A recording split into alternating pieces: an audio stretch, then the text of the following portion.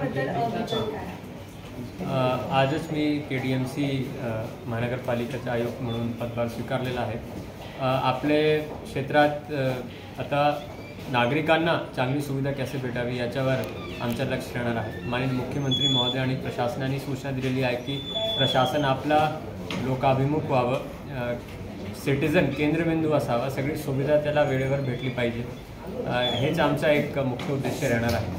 त्याचबरोबर आपल्या शहराच्या विकासासाठी आणि फ्युचर प्लॅनिंगसाठी जे काही प्रोजेक्ट्स आज रोजी चालू आहेत त्यांना वेळेवर पूर्ण करणे आणि त्याचबरोबर पुढची चांगली प्लॅनिंग करून हे सिटी कसा एक नागरिकांसाठी लिव्हेबल होईल आणि व्हायब्रंट राहील याच्यासाठी माझा प्रयत्न आयुक्त म्हणून राहणार आहे। शिस्तीच्या बाबतीत बोलले तर आता अधिकाऱ्यांनी वेळेवर यायला पाहिजे, ऑफिसला गेले पाहिजे, तर ते एक सिस्टम असते। मग नागरिकांची तक्रार जे आपल्या पोर्टलवर भेटते ते वेळेवर आपण निकाली काढली पाहिजे, सेवा वेळेवर दिली पाहिजे, दॅट इज वन। त्याच्यामध्ये मी आज असा निर्णय केला आहे की मंथली मीटिंग्स माझी प्रत्येक डिपार्टमेंटची राहणार आहे फिक्स डेजला आणि त्या मंथली मीटिंग्समध्ये आम्ही प्रत्येक गोष्टी त्या डिपार्टमेंटची जे पेंडिंग इश्यूज आहेत त्याचा रिव्ह्यू घेत जाणार, जेणेकरून एक टाईम फ्रेममध्ये आपण ते पूर्ण करू शकणार। शिस्त जर असेल तर आपले त्याच्यामध्ये महाराष्ट्र सेवा अधिनियमचे रूल्स आहेत, त्याच्यामध्ये आपण त्यांना कारवाई करू शकतो, सस्पेंडही करू शकतो, नोटीस देऊन मग त्यांच्यावर डी प्रस्तावित करू शकतो। तर ते तर सगळी गोष्टी सगळे टूल्स असतातच, मात्र ते तर अपवादात्मक असावं असा माझा विचार राहील, कारण एक वर्किंग कल्चरमध्ये बदल असावा आणि नागरिकांना केंद्रबिंदू ठेवून पूर्ण KDMC ॲडमिनिस्ट्रेशन एकजूट होऊन नागरिकांसाठी काम करणार, शहराच्या विकासासाठी काम करणार आणि लोकांना आणि माननीय लोकप्रतिनिधींना सोबत घेऊन काम करणार अशी माझी भूमिका राहील आणि अशी मी अपेक्षा व्यक्त। मिसकम्युनिकेशन वाटतं त्याच्यामध्ये आपण म्हणजे मी हिंगोलीमध्ये असताना महिलांचे जे 2 विशेष प्रकारचे कॅन्सर असतात, गर्भाशय आणि स्तनांचे, त्याच्या बाबतीत एक संजीवनी अभियान म्हणून सुरू केला होता। त्याच्यामध्ये आपण आशा वर्करला ट्रेन करून त्यांना घरोघरी पाठवला होता ग्रामीण भागात आणि जवळजवळ 3-3.5 लाख महिलांची स्क्रीनिंग केली होती।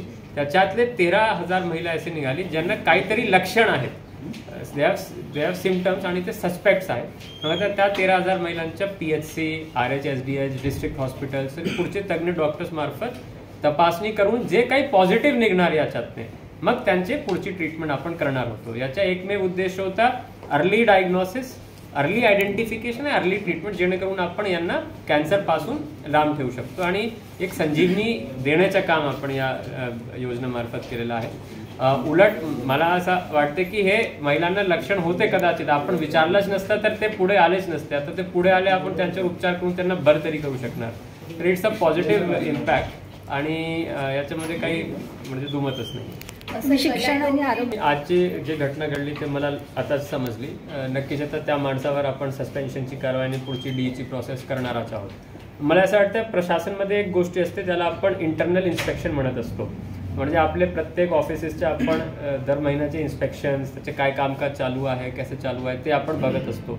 तर ते जर बेसिक गोष्टी, बेसिक गव्हर्नन्स जर आपण आपले ऑफिस प्रोसिजर्स इम्प्रूव्ह केले तर नक्कीच याच्यावर आळा घालण्यासाठी आपल्याला पुढे मदत होणार आहे। आणि ऑब्व्हियसली म्हणजे याच्यामध्ये काही दुमतच नाही आहे की असं काही जर आढळलं तर आपण कडक कारवाई करणारच आहोत, प्रश्नच नाही। परिवहन व्यवस्था आता मी आजच पदभार घेतला असल्यामुळे आज मी काही विभागांसोबत चर्चा केली, त्या विभागाची काय मुख्य अडचण आहे आपल्या क्षेत्रात त्याची बद्दल चर्चा झाली। आता येणाऱ्या काळामध्ये त्याचे फिजिबल सॉल्युशन्स काय आहेत आणि त्याचे कसे सॉल्युशन निघेल ते आपण करून मग पुढची आपण नियोजन करणारच आहोत।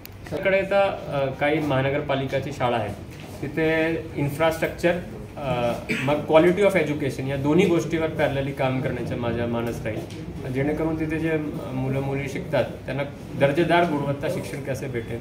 त्याच्यामध्ये काही टूल्सही आपण घेऊ शकतो, डिजिटल एज्युकेशन आहेत, विविध प्रकारचे आजकाल टूल्स आहेत we can use for improving learning outcomes.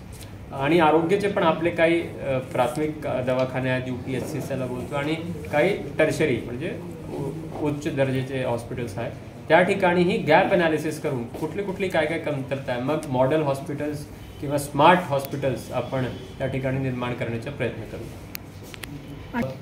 आता हे तर थोडासा एक थोडा वेगही प्रश्न आहेत आणि थोडा मोठाही प्रश्न आहे। मग आपला एक अतिक्रमणचा एक विभागही असते, तर त्यांच्यासोबत बसून आतापर्यंत काही असे आयडेंटिफाय केलेले आहेत का आपण आणि त्याच्यावर लीगल पोझिशन काय ते सगळं समजून मग पुढची कारवाई आम्ही करणार आहोत.